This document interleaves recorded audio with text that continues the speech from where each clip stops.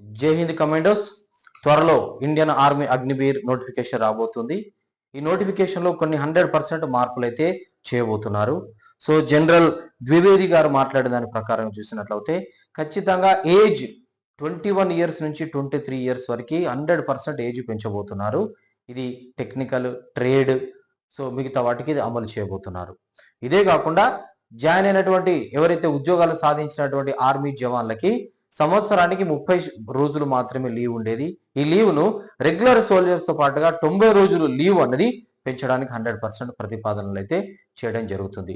So మూడవది ముఖ్యమైనది ఏంటంటే అగ్నివీర్ 4 సంవత్సరాల సర్వీస్ తర్వాత 25% మాత్రమే జాబులో కొనసాగుతూ మిగతా 75% మెంబర్స్ కి ప్రైవేట్ కార్పొరేట్ సెక్టర్ లో ఉద్యోగాల అవకాశం కల్పించేవారు.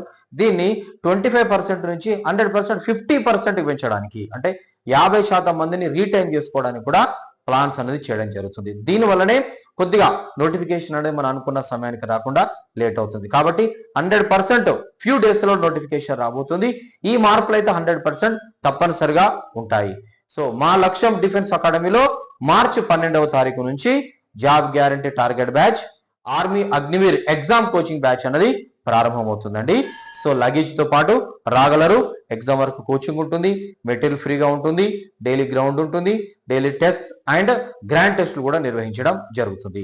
పూర్తి వివరాలకి స్క్రీన్ పైన కనబడుతున్న నెంబర్కి కాల్ చేసి వివరాలు తెలుసుకోగలరు. జై హింద్.